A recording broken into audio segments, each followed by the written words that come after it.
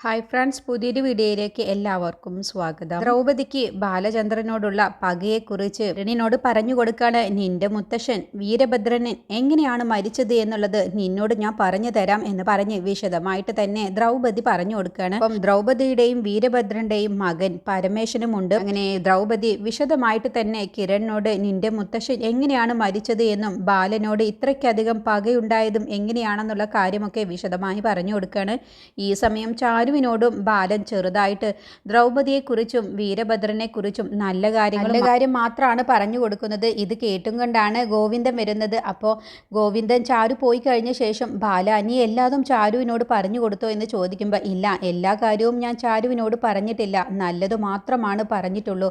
ഈ വീട്ടിലുള്ളവർ ആരു തന്നെയും അക്കാര്യങ്ങളൊന്നും അറിയരുത്. അതുകൊണ്ടാണ് ചാരുവിനോട് ദ്രൗപദിയെക്കുറിച്ചും വീരഭദ്രനെക്കുറിച്ചും ഇക്കാര്യം മാത്രം ഞാൻ പറഞ്ഞു കൊടുത്തത് എന്ന് പറയട്ടോ. അങ്ങനെ ഗോവിന്ദനോട് എല്ലാ കാര്യങ്ങളും അന്ന് നടന്ന എല്ലാ കാര്യങ്ങളും എന്തുകൊണ്ടാണ് ദ്രൗപദിക്ക് എന്നോട് ഇത്ര പകയുണ്ടായത് എന്നുള്ള കാര്യമൊക്കെ വിശദമായി പറഞ്ഞു കൊടുക്കുകയാണ്. അപ്പോഴത്തേക്കും ചാരു അവിടേക്ക് വന്നിട്ടുണ്ടാവും. അങ്ങനെ ചാരു ഇതെല്ലാം കേൾക്കുന്നുണ്ട് കേട്ടോ. ഇവർ പറയുന്നതൊക്കെ കേൾക്കുന്നുണ്ട്. ബാലൻ ചെറുതാകുന്ന സമയത്ത് പരമേശ്വരന്റെ വീട്ടിൽ പോയി കളിച്ചിരുന്നതിനെ കുറിച്ചാണ് പറയുന്നത്. ബാലനും പരമേശ്വരനും സീതയും കൂടിയാണ് കളിക്കുന്നത്. അങ്ങനെ ഒളിച്ചുകളി കളിക്കുന്ന സമയത്താണ് വീരഭദ്രനും ദ്രൗപദിയും കൂടി ക്ഷേത്രത്തിലെ ദേവിയുടെ ആഭരണങ്ങളെല്ലാം തന്നെ ഒളിപ്പിച്ചു വെക്കുന്നത് കാണുന്നത്. അങ്ങനെ വീരഭദ്രൻ ദേവിയുടെ ആഭരണങ്ങളെല്ലാം ഒരു കുളത്തിലേക്ക് എറിയുന്നത് ഇതെല്ലാം തന്നെ ബാലൻ ചെറുതാവുന്ന സമയത്ത് കാണുന്നുണ്ട്. അതോടുകൂടി ബാലന് നല്ല ടെൻഷൻ ആവുന്നുണ്ട്.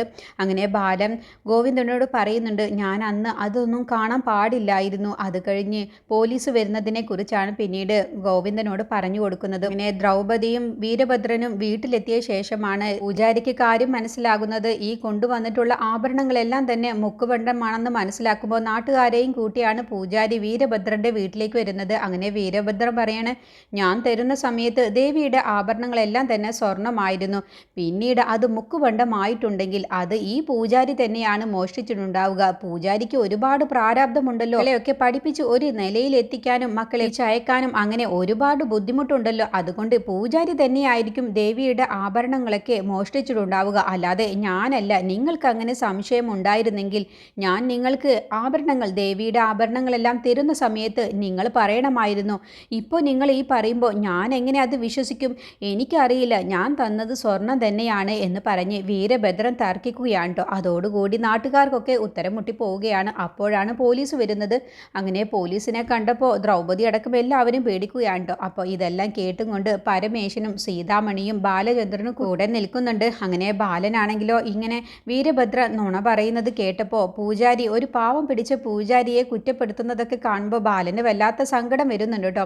എന്തിനാണ് വീരഭദ്ര മാമ ഇങ്ങനെ കള്ളം പറയുന്നത്? ആ പാവം പിടിച്ച പൂജാരി കള്ളനാണെന്നൊക്കെ എന്തിനാണ് വീരഭദ്ര മാമ നുണ പറയുന്നത് എന്നൊക്കെ ചിന്തിച്ചുകൊണ്ടാണ് ബാലൻ കുട്ടിയാകുന്ന സമയത്ത് അവിടെ നിൽക്കുന്നത് കേട്ടോ. അങ്ങനെ പോലീസ് വന്ന് വീരഭദ്രനോടക്കം ചോദ്യം ചെയ്യുകയാണ്. അപ്പോൾ വീരഭദ്രൻ പറയണേ, എനിക്കറിയില്ല, ഞാൻ കണ്ടിട്ടില്ല, എവിടെയാണ് ദേവിയുടെ ആഭരണങ്ങൾ എന്നുള്ളത് എനിക്കറിയില്ല, എന്നോട് ചോദിച്ചിട്ട് ഒരു കാര്യവുമില്ല എന്ന് വീരഭദ്രൻ തറപ്പിച്ച് പറയട്ടെ. അങ്ങനെ പോലീസ് കൂടെ വന്ന കോൺസ്റ്റബിളിനോട് വീട് മുഴുവൻ പരിശോധിക്കാൻ പറയാണ്. അങ്ങനെ അവർ വീട് മൊത്തത്തിൽ പരിശോധിക്കാൻ കേട്ടോ. എന്നിട്ട് അവർ പോലീസിൻ്റെ അടുത്ത് വന്ന് പറയണേ, ഇല്ല, ഈ വീട്ടിൽ ദേവിയുടെ ആഭരണങ്ങൾ ഇല്ല എന്ന് പറയട്ടോ. കണ്ടില്ലേ, എനിക്കറിയില്ല സാറേ, ഞാൻ സത്യമായിട്ടും പറയുകയാണ്, എനിക്കറിയില്ല, ദേവിയുടെ ആഭരണങ്ങൾ എവിടെയാണെന്നുള്ളത് എനിക്കറിയില്ല. ഞാൻ അവിടേക്ക് കൊടുക്കുമ്പോൾ ക്ഷേത്രത്തിലേക്ക് കൊടുക്കുന്ന സമയത്ത് ഞാൻ സ്വർണം തന്നെയാണ് കൊടുത്തത്. പിന്നെ എങ്ങനെയാണ് അത് മുക്കുബണ്ഡമായി എന്നുള്ളതൊന്നും എനിക്കറിയില്ല. അതൊക്കെ അതിനെക്കുറിച്ച് ഈ പൂജാരിയോട് തന്നെ ചോദിച്ചാൽ എല്ലാ സത്യാവസ്ഥയും അറിയാൻ കഴിയും.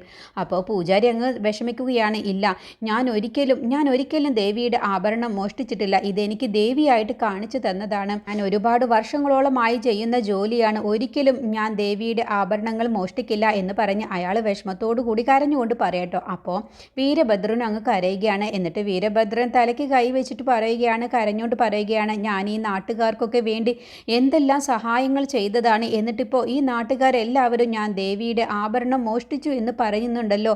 നിങ്ങൾക്കൊക്കെ ഇതൊക്കെ എന്നോട് എങ്ങനെയാണ് പറയാൻ തോന്നുന്നത് എന്ന് പറഞ്ഞ് അവരുടെ മുന്നിൽ വെച്ച് അഭിനയിച്ചുകൊണ്ട് അങ്ങ് കരയുകയാണ് കേട്ടോ.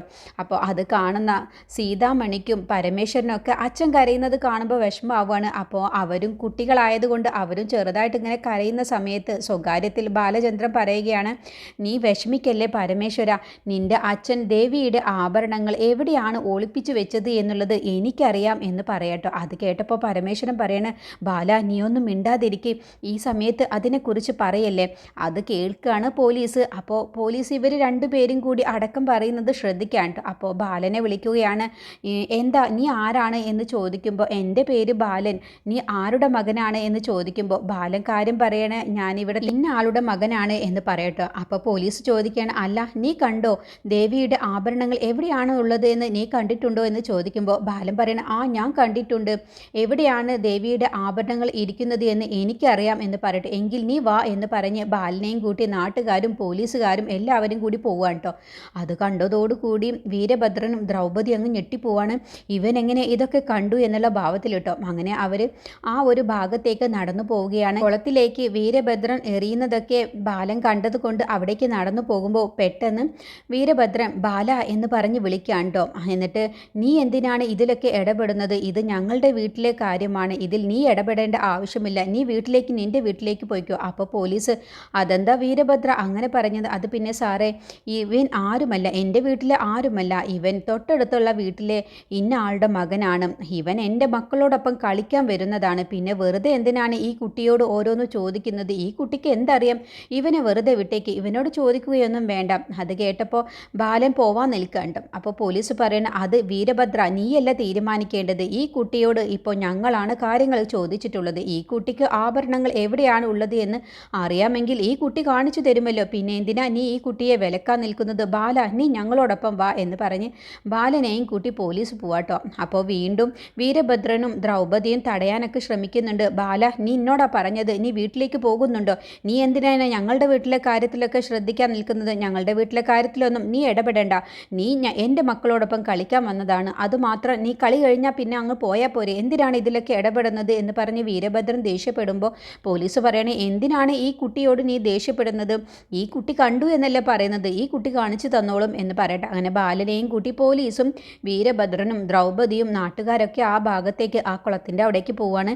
അങ്ങനെ ബാലൻ അവിടേക്ക് ചൂണ്ടിക്കാണിച്ചു കൊടുക്കണം, ദാ ആ കുളത്തിലേക്കാണ് ദേവിയുടെ ആഭരണങ്ങളെല്ലാം ഇട്ടിട്ടുള്ളത് എന്ന് പറയട്ടോ. അങ്ങനെയുള്ള നാട്ടുകാരത് നോക്കുകയാണ്, ആ കുളത്തിലിറങ്ങി നോക്കുകയാണ് കേട്ടോ. അങ്ങനെ തെരച്ചിലിനിടയിലാണ് ആ ഒരു ഭണ്ഡാരപ്പെട്ടി കിട്ടുന്നത്, ദേവിയുടെ ആഭരണങ്ങളുള്ള ആ പെട്ടി കിട്ടുകയാണ്. അങ്ങനെ പോലീസിൻ്റെ കയ്യിൽ കൊടുക്കാണ്ട്. അങ്ങനെ പോലീസ് അത് തുറന്നു നോക്കുന്ന സമയത്ത് ദേവിയുടെ സ്വർണ്ണത്തിലെ യഥാർത്ഥ ആഭരണമാണെന്നുള്ളത് മനസ്സിലാവുകയാണ്. അതോടുകൂടി നാട്ടുകാരെല്ലാവരും വീരഭദ്രനെ കൈവെക്കുകയാണ്, അടിക്കുകയൊക്കെ ചെയ്യാണ്. അതുവരെ വീരഭദ്രനെ തലയിലേറ്റി വെച്ചിരുന്ന നാട്ടുകാർ എല്ലാവരും കൂടി അങ്ങ് അടിക്കാനൊക്കെ തുടങ്ങുമ്പോൾ കുട്ടികളെല്ലാവരും തടയുകയാണ് കേട്ടോ. വീരഭദ്രൻ്റെ സീതാമണിയും കരഞ്ഞുകൊണ്ട് തന്നെ സീതാമണിയും പരമേശ്വരനും തടയുകയാണ്, ഒപ്പം ദ്രൗപദിയും കരഞ്ഞുകൊണ്ട് തടയുകയാണ് കേട്ടോ. അപ്പോഴത്തേക്കും പോലീസ് പറയണേ, നിങ്ങൾ എന്തിനാണ് കൈവയ്ക്കാൻ നിൽക്കുന്നത്, നിങ്ങളാണ് എനിക്ക് പരാതി തന്നത്, ആ പരാതി പ്രകാരം എനിക്ക് ദേവിയുടെ ആഭരണങ്ങളൊക്കെ തിരിച്ചു കിട്ടുകയും ചെയ്തു, പിന്നെ ഇയാളാണ് ഇത് മോഷ്ടിച്ചതെന്നുള്ളത് മനസ്സിലായ സ്ഥിതിക്ക് നിങ്ങളാരും കൈവയ്ക്കേണ്ട, ഞങ്ങൾ തന്നെ പോലീസ് സ്റ്റേഷനിലേക്ക് കൊണ്ടുപോയിക്കോളാം എന്ന് പറഞ്ഞ് കയ്യിൽ വിലങ്ങി വെച്ചുകൊണ്ട് വീരഭദ്രനെ സ്റ്റേഷനിലേക്ക് കൊണ്ടുപോകാൻ കേട്ടോ. അതോടുകൂടി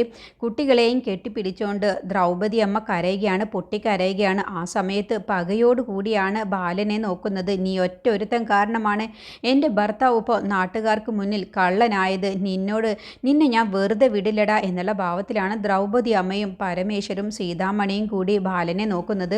അങ്ങനെ വീട്ടിലേക്ക് തിരിച്ചു പോവുകയാണ് കേട്ടോ. അപ്പോഴത്തേക്കും വീരഭദ്രനെ സ്റ്റേഷനിലേക്ക് കൊണ്ടുപോവുകയും ചെയ്യും. എന്നിട്ട് വീട്ടിലെത്തിയ ശേഷം ദ്രൗപദി അമ്മ കരയുമ്പോൾ പരമേശ്വരനും സീതാമണിയും ചെന്ന് ചോദിക്കുകയാണ്, എന്താ അമ്മ കരയുന്നത്, എപ്പോഴാണ് അച്ഛൻ വരിക എന്ന് ചോദിക്കുകയാണ് കേട്ടോ. അങ്ങനെ കുട്ടികളെ ചേർത്ത് പിടിച്ച് ആശ്വസിപ്പിച്ചുകൊണ്ട് പൊട്ടിക്കരയുകയാണ്. അപ്പോഴാണ് നാട്ടുകാരെല്ലാവരും കൂടി അവിടേക്ക് വരുന്നത്. എന്നിട്ട് അവരെ അവിടെ താമസിപ്പിക്കാതിരിക്കാൻ വേണ്ടി അവർ ബഹളം വെച്ച് അവിടെ നിന്നും ഇറക്കി വിടുകയാണ് കേട്ടോ. വീടിന് തീ കൊളുത്തും, മര്യാദയ്ക്ക് നീ ഇറങ്ങിപ്പോയിക്കോ എന്ന് പറഞ്ഞ് അവരെ 3 പേരെയും ആ വീട്ടിൽ നിന്നും ആട്ടി ഇറക്കുകയാണ്. എൻ്റെ ഭാര്യയായ നീയും നിൻ്റെ മക്കളും ഇനി ഇവിടെ ജീവിക്കാൻ പാടില്ല എന്ന് പറഞ്ഞ് നാട്ടുകാരെല്ലാവരും കൂടി ബഹളം വെക്കുകയാണ്. അങ്ങനെ കരഞ്ഞുകൊണ്ടാണ് ദ്രൗപദി അമ്മയും പരമേശ്വരനും സീതാമണിയും കൂടി അവിടെ നിന്ന് പോകുന്നത്. അപ്പോഴാണ് സ്റ്റേഷനിൽ നിന്നും ഇറങ്ങിയ വീരഭദ്ര നാട്ടുകാർക്ക് മുന്നിൽ ഇനി ഞാൻ എങ്ങനെ തലയുയർത്തി ജീവിക്കും എന്നുള്ള ഭാവത്തിൽ മനസ്സിലേക്ക് വിഷമം തട്ടിയ നാട്ടുകാരുടെ മുന്നിൽ നാണകെട്ട് ജീവിക്കുന്നതിലും ഭേദം മരിക്കുകയാണെന്ന് തീരുമാനിച്ച വീരഭദ്രം ക്ഷേത്രത്തിൻ്റെ മുന്നിലുള്ള ആ വലിയ മരത്തിൽ തന്നെ കെട്ടിത്തൂങ്ങി ചാവുകയാണ് കേട്ടോ. ആ ഒരു വാർത്ത കേട്ട് എല്ലാവരും കൂടി അവിടേക്ക് ഓടി വരികയാണ്. ദ്രൗപദി അമ്മയും പരമേശ്വരനും സീതാമണി അടക്കം എല്ലാവരും ഓടി വരികയാണ്. ബാലനും വരികയാണ് കേട്ടോ. അപ്പോൾ ബാലന് വീരഭദ്രം തൂങ്ങി നിൽക്കുന്നത് കണ്ടപ്പോൾ വല്ലാത്ത വിഷമാവുകയാണ്. ഞാൻ കാരണമാണല്ലോ വീരഭദ്ര മാമ ആത്മഹത്യ ചെയ്തത് എന്നുള്ള കുറ്റബോധം ബാലൻ്റെ മനസ്സിലേക്ക് വരികയാണ് കേട്ടോ. അങ്ങനെ ദ്രൗപദി അമ്മ കരച്ചിൽ നിർത്തി കുട്ടികളെ ചേർത്ത് പിടിച്ചുകൊണ്ട് ബാലനെ തന്നെ ദേഷ്യത്തിൽ നോക്കുകയാണ്. ബാലനെ ഇല്ലാതാക്കുകയും തകർക്കുകയും ചെയ്യുമെന്നുള്ള വാശിയോട് കൂടിയാണ്, പകയോട് കൂടിയാണ് ദ്രൗപദി അമ്മയും പരമേശ്വരനും സീതാമണിയും കൂടി അവിടെ നിന്ന് പോകുന്നത്. അന്ന് ദ്രൗപദി അമ്മ എടുത്ത ശപഥമാണ് ബാലനെ തകർത്ത് നാട്ടുകാരുടെ മുന്നിൽ വെച്ച് നാണം കെടുത്തിയ ശേഷം ബാലൻ തന്നെ സ്വയം ആത്മഹത്യ ചെയ്യണം എന്നുള്ള ശപഥമാണ് അന്ന് എടുത്തിട്ടുണ്ടാവുക. അതിനു വേണ്ടിയാണ് ദ്രൗപദി അമ്മയും മക്കളും കൂടി തിരിച്ചെത്തിയിട്ടുണ്ടാവുക. എന്നതിൻ്റെ ശേഷം മാത്രമാണ് ഞാൻ ആ ക്ഷേത്രത്തിൽ കാലുകുത്തു എന്നൊക്കെയാണ് ദ്രൗപദി അമ്മ എടുത്ത ശപഥം. അങ്ങനെയുള്ള വ്രതത്തിലാണ് ദ്രൗപദി അമ്മ നല്ലവളായിട്ട് ബാലൻ്റെ വീട്ടിൽ വന്ന് താമസം തുടങ്ങുന്നു കേട്ടോ. അങ്ങനെ എല്ലാ കഥകളും കിരണിനോട് ദ്രൗപദി അമ്മയും പരമേശ്വരനും കൂടി പറഞ്ഞു കൊടുക്കുകയാണ്. ഈ സമയം ഗോവിന്ദനോട് ബാലൻ ഈ കഥയെല്ലാം പറഞ്ഞത് കേട്ടുകൊണ്ടാണ് ചാരു വരുന്നത്. അങ്ങനെ ബാലൻ തിരിഞ്ഞു നോക്കുന്ന സമയത്ത് പെട്ടെന്ന് ചാരുവിനെ കാണുകയാണ്. അങ്ങനെ ചാരു ബാലൻ്റെ അടുത്തേക്ക് വരികയാണ്. എന്നിട്ട് ബാലനോട് പറയുകയാണ്, ബാലമാമ ഒന്നുകൊണ്ടും വിഷമിക്കേണ്ട, ബാലമാമന് അങ്ങനെ ഒരു കുറ്റബോധവും വേണ്ട. അപ്പോൾ ബാലൻ പറയുന്നുണ്ട്, ഞാൻ കാരണമാണ് അവരുടെ കുടുംബം ഇല്ലാതായതും ഈ നാട് വിട്ടു പോവേണ്ടി വന്നതും എന്നുള്ള കുറ്റബോധം എൻ്റെ മനസ്സിലുണ്ട്. ഞാൻ അവിടെ ഇതൊന്നും കണ്ടില്ലായിരുന്നെങ്കിൽ ഇങ്ങനെ അവർക്ക് നാട്ടുകാരുടെ മുന്നിൽ വെച്ച് നാണം കെടേണ്ടിയും വരില്ല, ഇവിടെ നിന്നും ഓടിപ്പോവേണ്ടിയും വരില്ല, വീരഭദ്രമാമ ആത്മഹത്യയും ചെയ്യില്ലായിരുന്നു എന്നൊക്കെ കുറ്റബോധത്തോടു കൂടി ബാലൻ പറയുമ്പോൾ ചാരു പറയണ, ബാലമാമ ഒന്നുകൊണ്ടും കുറ്റബോധത്തിൻ്റെ ഒരു ആവശ്യവുമില്ല. ബാലമാമയ്ക്ക് അന്നും ഇന്നും ഒരേ സ്വഭാവം തന്നെയാണ്. നന്മയുടെ ഭാഗത്തും തെറ്റു കണ്ടതിൻ്റെ ഭാഗത്ത് ചൂണ്ടിക്കാണിക്കുകയും ചെയ്യുന്ന ബാലമാമയുടെ ഭാഗത്ത് ഒരു തെറ്റുമില്ല.